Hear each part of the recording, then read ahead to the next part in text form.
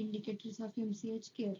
Indicators कोणते कोणते? पहिलं तर एखादं हे आहे तर 28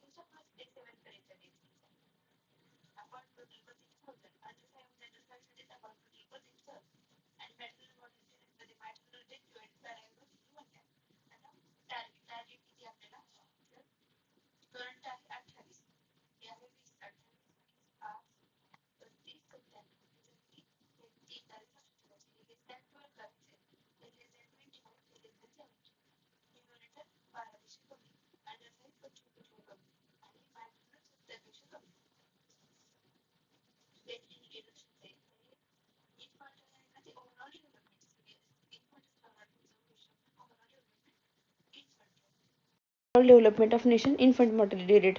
परत तर समजा पेरिनेटल म्हणजे हेल्थ सर्व्हिस अवेलेबल आहेत का नाही, जर नसतील तरच डेथ होणार, त्याच्यामुळे availability of health services.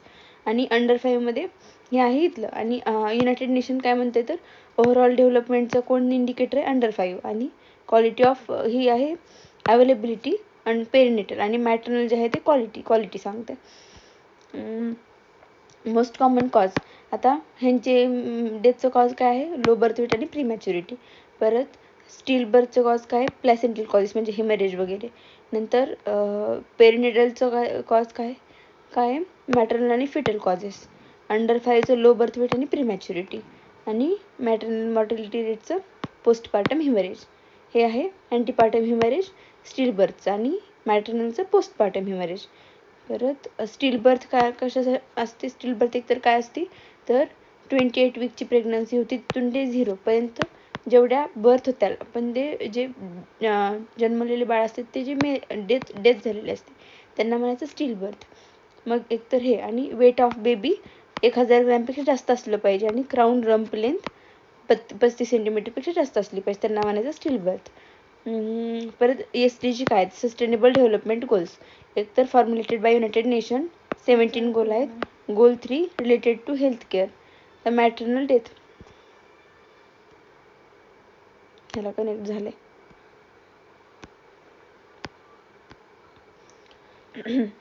Maternal death ह्याच्यामध्ये death of female due to pregnancy or related causes within 42 days of delivery not including accident, trauma, electrocution. म्हणजे हे कॉज सोडून दुसऱ्या जेवढ्या कॉजमुळे तुला कनेक्ट व्हायला का झालं की केलं की डिस्कनेक्ट.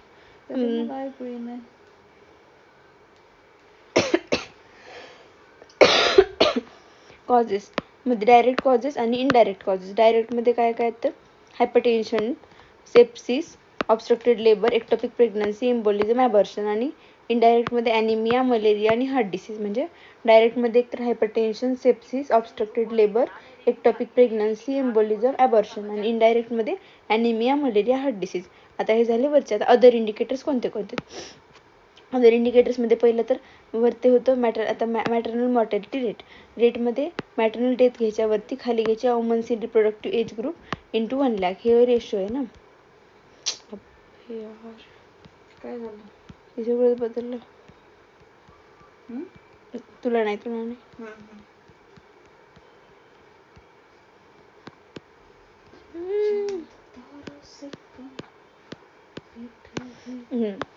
रेशो हे maternal mortality ratio, maternal death divided by live birth, आणि खाली आहे रेट. मॅटर्नल मॉर्टॅलिटी रेट ह्याच्यामध्ये number of maternal death divided by number of females in reproductive age group into 1 lakh. नंतर लाईफ टाईम मॅटर्नल रिस्क ह्याच्यामध्ये risk of maternal death assuming maternal mortality rate 1 minus maternal mortality upon 1 lakh. हे लक्षात ठेवायचं फक्त. Child death रेटमध्ये child म्हणजे 1 to 4 इयरपर्यंतचे आणि total children between 1 to 4 years into 1000. Most common cause काय आहेत ह्यांचे? Septicaemia, pneumonia, diarrhoea, accident, malaria. तर न्यूमोनिया जे आहे ते मोस्ट कॉमन कॉज आहे आणि डायरिया जे आहे ते मोस्ट कॉमन इन्फेक्शन आहे. Most common cause of death कोणतं आहे? न्यूमोनिया. पण मोस्ट कॉमन इन्फेक्शन कोणते? डायरिया. नंतर चाइल्ड सर्वायवल रेट ह्याच्यामध्ये 100 minus under 5 mortality rate divided by 10. नंतर evaluation of cause of death in mother and child मध्ये एक तर आपण डायरेक्ट हे नाही लिहिणार. मग कॉज काय येते म्हणजे आपण सेप्टिसिमिया किंवा कुठला अदर कॉज नाही लिहिणार. तर जेव्हा कॉज ऑफ डेथच्या सर्टिफिकेटवर येणार हायपॉक्झिया आणि बर्थ ॲस्पायक्झिया. नंतर verbal autopsy done to find the cause of maternal death if not hospital death जर नसेल झालेली तर मग फाइंड करण्यासाठी आहे verbal autopsy done in and field area. RHME राहीम काय? Representative routine restricted household interview for mortality and its evaluation done to evaluate cause of maternal death. Representative routine restructured household interview for mortality and its evaluation. आता preventive obstetrics ह्याच्यामध्ये antenatal care, postnatal care, prevention of any disease or illness during pregnancy. Antenatal care ह्याच्यामध्ये visits पहिला minimum visits किती पाहिजेत? 4 पाहिजेत. कधी कधी 12 वीक्सला 14 to 26, 28, 32, 36, 12, 14 ते 26. नंतर 28 ते 32, 36, 12, 14 ते 26, 28 ते 32, 36 आणि जी पहिली विजिट असते त्याला रजिस्ट्रेशन व्हिजिट म्हणतात, बाकीच्यांना ANC व्हिजिट म्हणतात. आता ह्या आहेत मिनिमम रिक्वायर्ड व्हिजिट्स. ह्या रेकमेंडेड किती केलेल्या आहेत तर एकूण 12 ते 15 म्हणजे लक्षात ठेवायचं. पहिले 3 ग्रुप करायचे 7, 8, 9. पहिल्या 7व्या महिन्यामध्ये प्रत्येक महिन्याला एकदा. नंतर 8व्या महिन्यामध्ये once in 2 weeks आणि म्हणजे 15 दिवसाला आणि हे परत आठवड्याला. म्हणजे पहिलं महिन्याला, परत 15 दिवसाला आणि परत आठवड्याला. असं इथं मिनिमम विजिट्स. माझं शर्ट कुठे गेलं ते? बस minimum visit first trimester, second trimester, third trimester. First ट्रायमेस्टरमध्ये 1 विजिट, सेकंड ट्रायमेस्टरमध्ये 2 विजिट आणि थर्ड ट्रायमेस्टरमध्ये 5 विजिट. स्क्रीनिंगमध्ये gestational weight gain in reference female of 55 kg, average 10 ते 11 kg, आयडियल 10 kg आणि post second trimester not more than 2 kg month gain. म्हणजे एकतर हे पहिल्या ह्याच्यामध्ये इथं किती 7ला 7 झाल्या, नंतर ह्या महिन्यामध्ये 2दा झाले म्हणजे 8, 9 आणि ह्या ह्याच्यामध्ये 4दा झाली एका महिन्यामध्ये म्हणजे 13. आता हे WHO काय सांगते तर पहिल्या ट्रायमेस्टरमध्ये एकदा, सेकंड ट्रायमेस्टरमध्ये 2दा आणि तिसऱ्या ट्रायमेस्टरमध्ये 5दा म्हणजे 125 लक्षात ठेवायचं. त्याच्यानंतर स्क्रीनिंगमध्ये जेस्टेशनल वेट गेन जर समजा फिमेल 55 kg असेल तर ॲव्हरेज 10 ते 11 kg झालं पाहिजे, आयडियल 10 kg आणि post second trimester not more than 2 kg month gain. Based on region rural आणि अर्बन. रुरलमध्ये कोणते प्रॉब्लेम असते तर हिमोग्लोबिन म्हणजे कोणतं चेक करायचं, हिमोग्लोबिन, युरिन प्रोटीन, शुगर. आणि रुरलमध्ये मलेरिया जास्त करायचं आणि अर्बनमध्ये hepatitis, VDRL, HIV, test for gestational diabetes, mellitus. Haemoglobin कसं असते तर याच्यामध्ये 11, 12 ते लक्षात ठेवायचं. 11 प्रेग्नंट वुमनसाठी, 12 नॉर्मल फिमेलसाठी, 13 मेलसाठी. नंतर GDM. आता GDM कसा फाइंड करायचा? Gestational diabetes mellitus. पहिले एक तर जेव्हा पहिल्या विजिटला येते म्हणजे कोणती विजिट असते 12, 26 काहीतरी आणि 28 ते 32 एक आहे, 12, 14 ते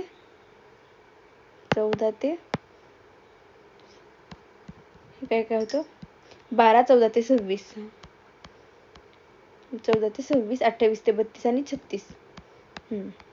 तर ही जी पहिली 12व्या वीकला जी विजिट आहे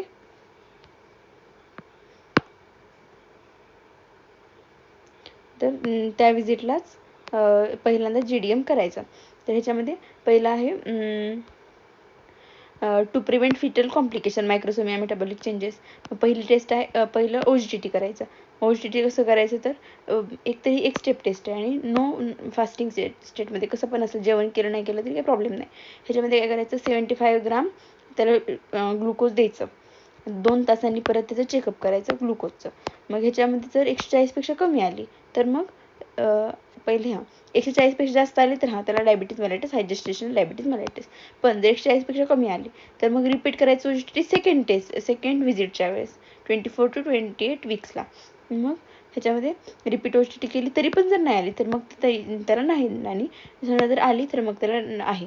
मग त्याला MNTवर म्हणजे चालू करायचं त्याला MNT मेडिकल न्यूट्रिशन थेरपी. ह्याच्यामध्ये आपण न्यूट्रिशन हे देतो. मग हे 2 वीक्स कंटिन्यू करायचं. मग परत OGTT करायची. जर OGTT मध्ये 120पेक्षा कमी आलं तर मग ही थेरपी चालू ठेवायची MNTची. पण जर 120पेक्षा जास्त आलं तर मग MNTचा काही फायदा झालेला नाही, त्याच्यामुळे चालू करायचं इन्सुलिन. म्हणजे काय पहिल्यांदा नॉन फास्टिंग आहे आणि एकतर 1 स्टेप टेस्ट आहे. फिमेल आली आपल्याकडं फिमेल आली कधी पहिल्या व्हिजिटला आली म्हणजे 12 वीकला. तर पहिल्यांदा त्याला 75 ग्राम ग्लुकोज द्यायचा. 2 तासांनी त्याची टेस्ट करायची OGTTची. त्याच्यामध्ये ग्लुकोज द्यायचं. त्याच्यामध्ये जर शुगरची टेस्ट केली 140पेक्षा कमी येणार किंवा जास्त येणार. जर जास्त आली तर मग ती पॉझिटिव्ह आहे डायबिटीज मेलायटिससाठी. आणि 140पेक्षा कमी आली तर मग रिपीट करायचं OGTT. जर 140पेक्षा कमी आली तर नाहीच, आणि 140पेक्षा जास्त आली तर ती डायबिटीज मेलायटिस आहे. गप्पे माकडा. MNT 2 वीकसाठी चालू करायचं. OGTT कसलं आहे ग. परत OGTT परफॉर्म करायची. जर 120पेक्षा कमी आलं तर थेरपी कंटिन्यू करायची. जास्त आलं तर मग MNT काही फायदा नाही, इन्सुलिन चालू करायचं. आता डाएटमध्ये नॉन प्रेग्नंटचं, प्रेग्नंटचं आणि लॅक्टेशनलचं. तर प्रोटीन जे आहे ते मोस्टली 45.7 आहे ते पहिल्या ट्रायमेस्टरला सेम ठेवायचं. सेकंडला 9.5 ॲड करायचं. थर्डला ह्याच्यामध्ये आयर्न जे आहे ते 30 असते आधी, नंतर 27 करायचं. का तर नंतर पिरियड्स होत नाहीत, ब्लड लॉस होत नाही, त्याच्यामुळं आयर्नची गरज पडत नाही. नंतर आयोडीन 150 250 करायचं. कॅल्शियम 1000 ते 1000च ठेवायचं, कारण आणि पोस्ट मेनोपॉझलला 1200 म्हणजे थोडं वाढवायचं, आणि मग पोस्ट मेनोपॉझलला पण आणि लॅक्टेशनलला पण. नंतर फोलेट जे आहे ते 220 म्हणजे दुप्पट करायचं. आणि विटॅमिन ए जे आहे ते ॲप्रॉक्सिमच ठेवायचा. कार्बोहायड्रेट जे आहे ते 130 ते 175 म्हणजे पहिलं तर प्रोटीन 45.7 असते पहिलं, तर ते पहिल्या ट्रायमेस्टरला सेम ठेवायचं. तिसऱ्याला 10 न वाढवायचं, चौथ्याला 2-3 न वाढवायचं. नंतर आयर्न पहिल्यामध्ये जेवढं असते त्याच्यापेक्षा कमी करायचं, 30 असेल 27 करा. आयोडीन जे आहे ते 150 250. नंतर कॅल्शियम सेम ठेवायचं, 1000ला 1000. नंतर फोलेट जे आहे ते थोडं वाढवायचं, म्हणजे दुप्पट वाढवायचं, 250 ते 550. आणि विटॅमिन ए जे आहे ते ॲप्रॉक्स सेम ठेवायचं, आणि कार्बोहायड्रेट थोडं वाढवायचं. आता कॅलरी इंटेक ह्याच्यामध्ये पहिल्या ट्रायमेस्टरमध्ये 70, नंतर 250, नंतर 450 एवढंच लक्षात ठेवायचं. सप्लिमेंटमध्ये आयर्न, फोलिक ॲसिड सप्लिमेंटेशन करायचं, कॅल्शियम सप्लिमेंटेशन करायचं. एक तर स्पेसिंग करायची मेडिसिन. समजा जर आपण आयर्नची सप्लिमेंट सकाळी दिली तर कॅल्शियमची रात्री द्यायची, का तर ॲब्सॉर्प्शनसाठी. आणि हे 500 mg ची टॅब्लेट असते वन्स अ डे, आणि स्पेस्ड फ्रॉम फूड. आता ॲनिमिया मुक्त भारत ह्याच्यामध्ये 6 बेनिफिशरी, 6 इंटरव्हेन्शन आणि 6 हे आहेत 6 इन्स्टिट्यूशनल मेकॅनिझम. मग बेनिफिशरीमध्ये ह्याचा कुणाकुणाला बेनिफिट होते, एक तर 6 मंथ ते 5 इयर, नंतर 5 ते 9 इयर, 10 ते 19, 19 ते 49. नंतर प्रेग्नंट वुमन, लॅक्टेटिव्ह वुमन 6 बेनिफिशरी. एक काय 6 मंथ ते 5 इयर, 5 इयर ते 9 इयर, 10 ते 19, 19 ते 49. प्रेग्नंट वुमन, लॅक्टेटिंग वुमन हे झालं बेनिफिशरी. आता इंटरव्हेन्शनमध्ये मोस्टली 6 आहे, त्यापैकी 2 जास्त इम्पॉर्टंट आहेत. एक तर प्रोफायलॅक्टिक IFA सप्लिमेंटेशन आणि डिवर्मिंग हे जास्त इम्पॉर्टंट आहेत. बाकीचे इंटरव्हेन्शन कोणते तर सॉलिड बॉडी, स्मार्ट माइंड. नंतर टेस्टिंग करायची. नंतर आयर्न फोर्टिफाईड फूड इन्क्रीज करायचं, आणि स्क्रीनिंग करायची आणि ट्रीटमेंट करायची. आता इन्स्टिट्यूशनल मेकॅनिझम कोणते तर इंटरमिनिस्ट्रियल कोऑर्डिनेशन, नॅशनल ॲनिमिया मुक्त Bharat unit, national centre of excellent and research. म्हणजे एकतर पहिलं काय कोऑर्डिनेशन करायचं. नंतर नॅशनल AMP युनिट म्हणजे पहिलं इंटरमिनिस्ट्रियल कोऑर्डिनेशन बनवायचं, तिथे एक AMBचं युनिट बनवायचं. नंतर टेस्टिंगसाठी रिसर्चसाठी वगैरे सेंटर्स बनवायचे.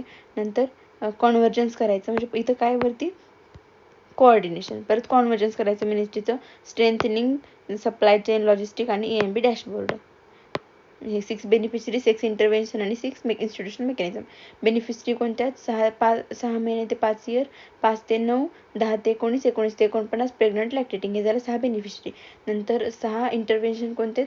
एकतर iron folic acid supplementation, deworming, testing, iron fortified food, नंतर आयर्न फोर्टिफाईड फूड स्क्रीनिंग करायची, आणि एक आहे सॉलिड बॉडी स्मार्ट माइंड. हे झाले. आणि 6 इन्स्टिट्यूशन मेकॅनिझममध्ये तर मिनिस्ट्रियल कोऑर्डिनेशन करायचं, नंतर मिनिस्ट्रीचं अजून काय करायचं? कॉन्व्हर्जन्स करायचं. नंतर national EMB unit, national centre of excellent, म्हणजे एकतर रिसर्चसाठी सेंटर करायचे, EMB डॅशबोर्ड बनवायचं आणि स्ट्रेंथनिंग सप्लाय चेन लॉजिस्टिक. परत आयर्न फोलिक ॲसिड सप्लिमेंटेशन. ह्याच्यामध्ये हे फक्त वरच्यातून जास्त आहे, म्हणजे पहिलं प्रेग्नंट आणि लॅक्टेटिंगसाठी आता किती द्यायचं? तर 60 आणि 500 mg. 60 mg iron, 500 mg folic acid. 60 mg iron, 500 mg folic acid. Colour त्याचा रेड असते. डेली घ्यायची, म्हणजे सेकंड ट्रायमेस्टरपासून चालू करायची, थर्ड ट्रायमेस्टरपर्यंत, आणि परत 6 मंथ, म्हणजे एकूण ह्यातले 6 महिने आणि डिलिव्हरी झाल्यानंतरचे 6 महिने, असे एकूण 12 महिने घ्यायचे. रिप्रोडक्टिव्ह एजमधल्यांसाठी पण सेम 60 mg आणि 500 mg. नंतर ॲडल्संटमध्ये 60 आणि 500, पण ह्याचा कलर ब्लू असते. ही वीकली घ्यायची. ह्याच्यामध्ये फक्त डेली आहे, बाकी सगळ्यांना वीकली, आणि लहान बाळांना बाय वीकली आहे. आणि त्याला टॅबलेट नाही, त्याला लिक्विड सोल्युशन आहे.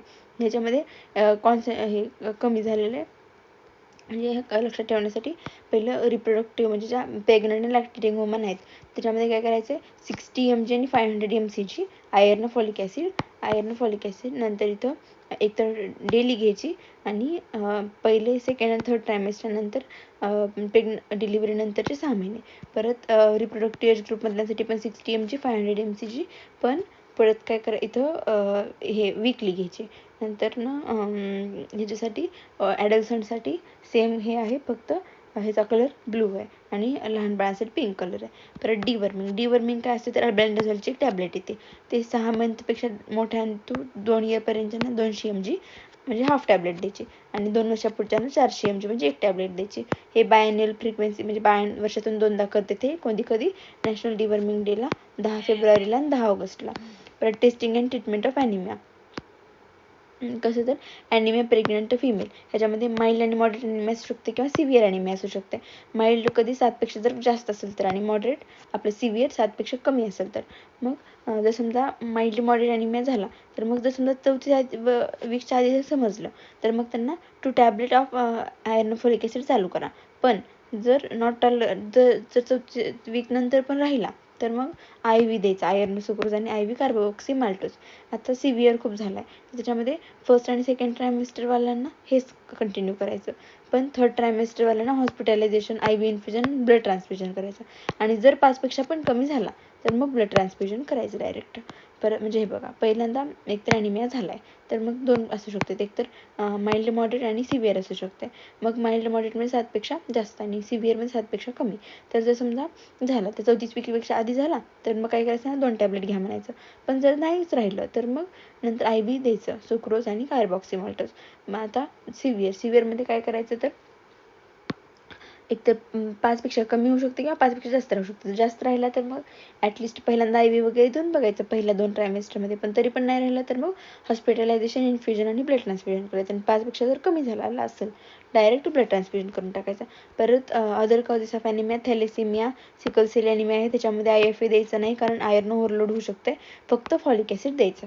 नंतर व्हॅक्सिनमध्ये TD व्हॅक्सिन द्यायचं. TD म्हणजे काय असते? तर लो डोस असते डिप्थेरियाचा 2 LF ॲडल्ट्समध्ये, आणि लहान लेकरांना जे आपण देतो ते TD व्हॅक्सिन असते, कॅपिटलवालं, हाय डोसवालं, 25 LF वालं. ह्याचे काय करायचे? 2 डोस द्यायचे, 0.5 ml IM.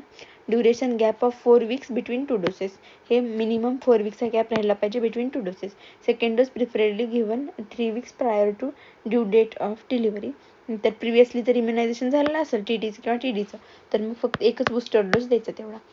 तर इंट्रानेटल, आता हे झाली ANC, आता हे इंट्रानेटल म्हणजे ड्युरिंग डिलिव्हरी. तर ह्याच्यामध्ये 2 आहेत, clean delivery, safe delivery.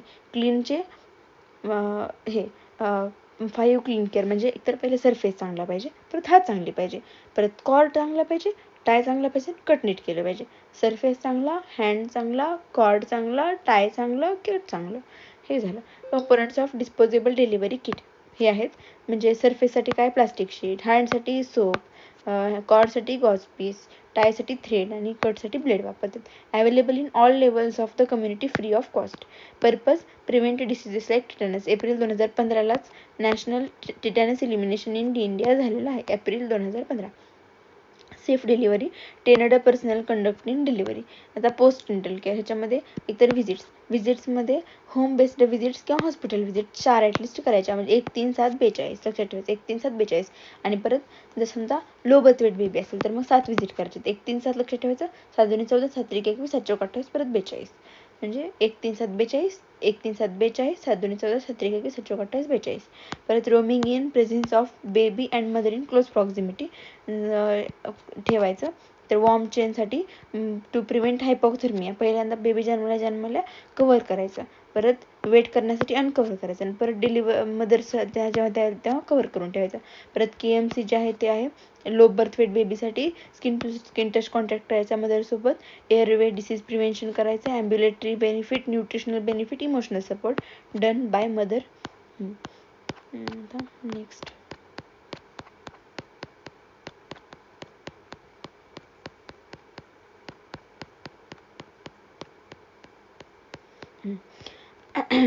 RMNCAH ह्याच्यामध्ये पहिल्यांदा 1992ला CSM होतं, म्हणजे child survival and safe motherhood programme. पण 1997ला RCH म्हणजे रिप्रोडक्टिव्ह आणि चाइल्ड हेल्थ. पण 2005ला मग RCH2 आलं. ह्याच्यामध्ये काय एक्स्ट्रा ॲड झालं तर आशा वर्कर ॲड झाला. 2013ला RMNCHA ॲड झालं, म्हणजे ॲडल्संट पण. नंतर 2014ला आणि आता न्यूट्रिशन पण ॲड झालं त्याच्यामध्ये 2022ला. आता एलिमेंट्स ऑफ RCH ह्याच्यामध्ये 2 आहेत. एक तर essential obstetric and neonatal care essential, आणि हे इमर्जन्सी. इसेन्शियल आणि इमर्जन्सी, ऑब्स्टेट्रिक आणि निओनेटल. ह्याच्यामध्ये good antenatal, intranatal, postnatal care. आणि ह्याच्यामध्ये एकतर बेसिक आणि कंप्रेहेन्सिव्ह. बेसिकमध्ये लेबर रूम चांगली द्या, इमिडिएट निओनेटल केअर द्या, आणि कंप्रेहेन्सिव्हमध्ये स्कीम्स आहेत. मग पहिल्यांदा ह्याचं एम काय, एकतर 70पेक्षा कमी करायचं मॅटर्नल मॉर्टॅलिटी रेशो, अंडर 5 25पेक्षा कमी न्यूट्रलवरती आपण बघितलेलं त्याच आहे. आता RMNCAHN म्हणजे reproductive, maternal, newborn, child, adolescent, health, nutrition. RMNCAH reproductive, maternal, newborn, child, adolescent, health and nutrition. Nutritional programmes कोणते आहेत, मास, CLMC, AMB, पोषण अभियान, NDD, HBYC, NRC, व्हिटॅमिन. आता प्रोग्राम्स पेरिनेटल केअरचे म्हणजे आफ्टर बर्थ. तर जननी सुरक्षा योजना ह्याच्यामध्ये पेरिनेटल म्हणजे ड्युरिंग डिलिव्हरी. मग जननी सुरक्षा योजना ह्याच्यामध्ये काय, तर प्रमोट इन्स्टिट्यूशनल डिलिव्हरी, म्हणजे हॉस्पिटलमध्ये जाऊन डिलिव्हरी, घरी नाही. ह्याच्यासाठी काय तर इन्सेंटिव्ह दिले जाते, म्हणजे त्यांना पैसे दिले जातात. तर लो परफॉर्मिंग आणि हाय परफॉर्मिंग आहेत. त्याच्यामध्ये मदरला दिले जाते 1400 रुपये आणि आशाला दिले जाते 600 रुपये. तेच ह्याच्यामध्ये हाय परफॉर्मिंगमध्ये 700 करायचे मदरचे, आणि ह्याचे आशाचे चांगले ठेवायचे. म्हणजे आणि ह्याच्यामध्ये पण ह्याचे 1000 ठेवायचे, 600 ठेवायचे. रुरल आणि अर्बन म्हणजे low performing, high performing. Low परफॉर्मिंगमध्ये 1400, 600, 1000, 400, 1700, 600, 600, 400. Incentive applicable up to 2 live birth. नंतर role of ASHA, maintain record of pregnant woman आणि ट्रान्सपोर्टेशनसाठी. नंतर आता हे झाली काय, जननी सुरक्षा योजना. आता JSSK म्हणजे जननी शिशु सुरक्षा, म्हणजे ज्याच्यामध्ये दोन्ही शिशु पण आणि जननी पण. ह्याच्यामध्ये प्रमोट पब्लिक हेल्थ युटिलायझेशन. ह्याचं एम आहे. वरचं काय होतं, इन्स्टिट्यूशनल डिलिव्हरीसाठी इन्सेंटिव्ह दिले होते. नंतर ह्याच्यामध्ये पब्लिक हेल्थ, त्याच्यामध्ये free OPD, IPD, diet, investigation, treatment एवढं सगळं फ्री दिलेत. बेनिफिशरी काय आहे त्याच्या, pregnant, lactating woman, sick infant. Facility based newborn care यामध्ये NBCC, NBSU, SNSU हे लक्षात ठेवायचे. Facility based newborn care. मग न्यूबॉर्न केअर कॉर्नर असते आपल्या प्रत्येक ह्याच्यामध्ये लेबर रूममध्ये. हे आहे विदिन लेबर रूम. पुढं काय तर stabilisation unit adjacent to labour room. आणि हे आहे SNCU म्हणजे स्पेशल न्यूबॉर्न केअर ही अवे फ्रॉम लेबर रूम. पहिला आहे NBCC म्हणजे न्यूबॉर्न केअर कॉर्नर. हे एक कॉर्नर आहे लेबर रूममधलाच. NBCU जे आहे ते ॲडजस्टंट टू लेबर रूम आणि SNCU जे आहे ते अवे फ्रॉम लेबर रूम. आता NBCCसाठी मध्ये काय काय केलं जाते तर हे सगळे न्यूबॉर्न केअर म्हणजे जन्मल्या बाळासाठी NAS newborn care kit, gauze pad, ambu bag, sheet एवढं सगळं ठेवलं जातं तिथं. आणि NBCU मध्ये available in CHC PHC adjacent newborn म्हणजे रिसेस्टेशन काही प्रॉब्लेम आला तर.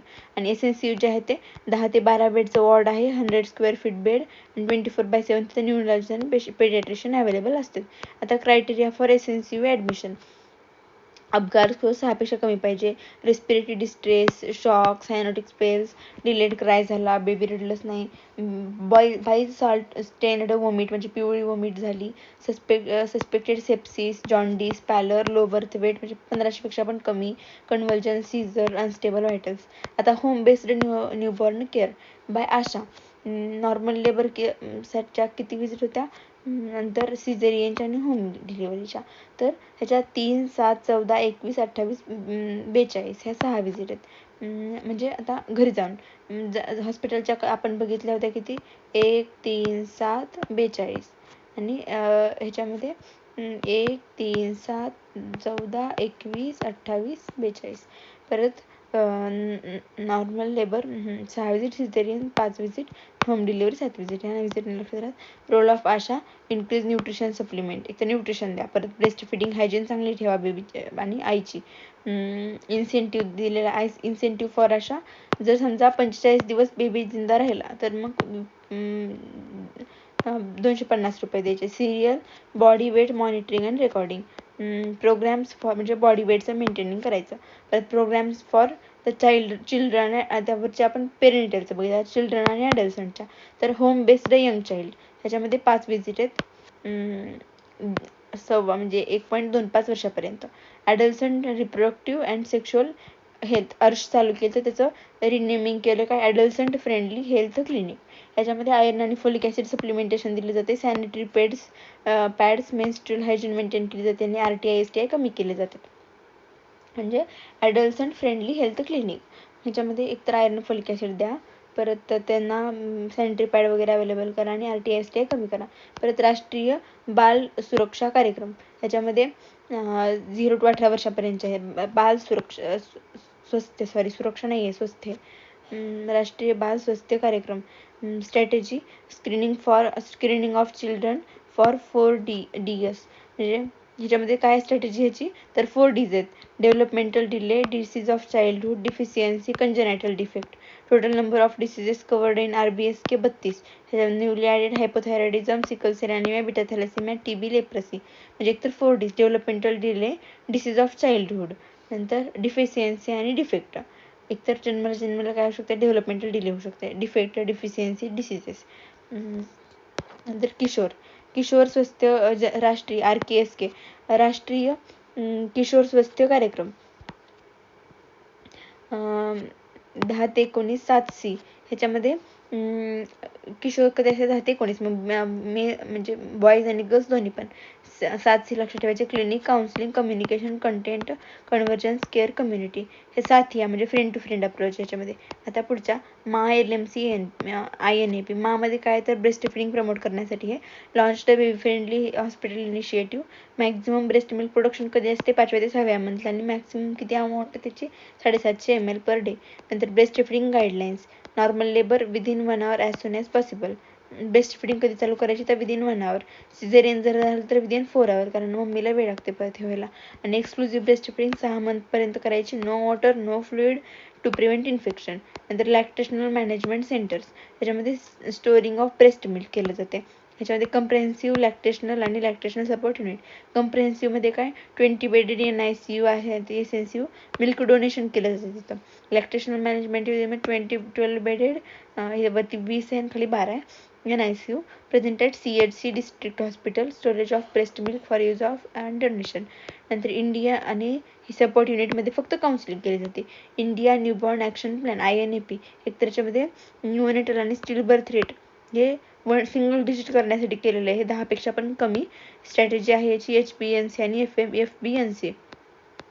द सेकंड पार्ट ह्याच्यामध्ये PMSMA म्हणजे प्रधानमंत्री सुरक्षित मातृत्व अभियान. ह्याच्यामध्ये सुरक्षित सेफ मदरहूड आहे. स्क्रीनिंग ऑफ प्रेग्नंट फिमेल करायची, म्हणजे काही प्रॉब्लेम आहे का ह्याला हे आधीच करायचं, म्हणजे मातृत्व आहे जे सुरक्षित व्हावं ह्याच्यासाठी. Improving the quality of antenatal care ह्यासाठी मग काय आहे, free ANC checkup on 9th of every month, म्हणजे प्रत्येक महिन्याला फ्री चेकअप द्यायला. कलर कोडिंग ह्याच्यामध्ये ग्रीन म्हणजे नॉर्मल प्रेग्नन्सी सांगायचं. परत येल्लोमध्ये कोमॉर्बिडिटीज म्हणजे ह्यांना दुसरे काही डिसीज झालेत. रेडमध्ये हाय रिस्क प्रेग्नन्सी आणि ब्लूमध्ये प्रेग्नन्सी इंड्युस्ड हायपरटेन्शन आहे. म्हणजे एकतर ग्रीन म्हणजे काय नॉर्मल आहे, येल्लोमध्ये कोमॉर्बिडिटी आहेत, ब्लूमध्ये हायपरटेन्शन आहे आणि रेडमध्ये रिस्क प्रेग्नन्सी. परत सुरक्षित मातृत्व आश्वासन दिले म्हणजे गॅरंटी दिली त्यांना. तर काय त्याचे की फीचर, तर तुमची सर्व्हिस आहे ते रिस्पेक्ट अँड डिग्निटी सोबत दिली, 0 आउट ऑफ पॉकेट म्हणजे तुमच्याकडून काहीच पैसे नाही घेतले, गुड क्वालिटी डिलिव्हरी दिली, 0 tolerance to denial of services for mother and sick infant आणि ॲम्ब्युलन्स फॅसिलिटी दिली, grievance mechanism toll free number 104. आता PM मातृवंदना योजना ह्याच्यामध्ये हे एक तर एवढी एक जी आहे ती ह्या अंडर आहे, म्हणजे मिनिस्ट्री ऑफ वरचे सगळे MOHFW अंडर आहेत, ही एवढीच फक्त ministry of woman and child डेव्हलपमेंटमध्ये. इन्सेंटिव्ह ऑफ फिमेल टू म्हणजे पहिलं चाइल्ड बर्थ जर असेल तर मग जर समजा त्या बाईनं रजिस्ट्रेशन केलं आणि व्हिजिट कंप्लीट केला तिला 3000 भेटणार, आणि परत जर समजा तिनं फर्स्ट डोस ऑफ वॅक्सिनेशन केलं तिला 2000 भेटणार चाइल्ड बर्थ नंतर, म्हणजे एकूण 5000. हे सेकंड फिमेल चाइल्डसाठी पण हे केलं आहे. नंतर integrated management of neonatal and childhood illness, याच्यामध्ये काय तर ASHA, Anganwadi, lab technician, ENM, teachers, health worker ह्या सगळ्यांना शिकवलं. इंटिग्रेशन ऑफ मॅनपॉवर, लॅक्ट CF म्हणजे एकतर look, assess, classify, treatment, counsel, parent and follow up. त्याच्यामध्ये जर समजा ग्रीन असेल तर होम बेस्ड ट्रीटमेंट जमते, जर येल्लो असेल तर फॉलोअपसाठी बोलवायचं, आणि हे पिंक असेल तर एमर्जन्सी केअर, अर्जंट रेफरल. हे ग्रीन, येलो, पिंक काय, तर ग्रीनमध्ये काय ते नो डिहायड्रेशन, येलोमध्ये सम डिहायड्रेशन आणि ह्याच्यामध्ये सिव्हिअर डिहायड्रेशन आहे. बाकीचं एकदा बघावं लागेल. परत लेबर रूम क्वालिटी अश्युरन्स, याच्यामध्ये provide labour room quality, availability of delivery devices, instrument, aseptic condition during delivery, trend personal म्हणजे लक्ष. ह्याच्यामध्ये एकतर लेबर रूम चांगली द्या, डिव्हायसेस चांगले ठेवा, असेप्टिक कंडिशन मेंटेन करा, ट्रेंड पर्सनल ठेवा.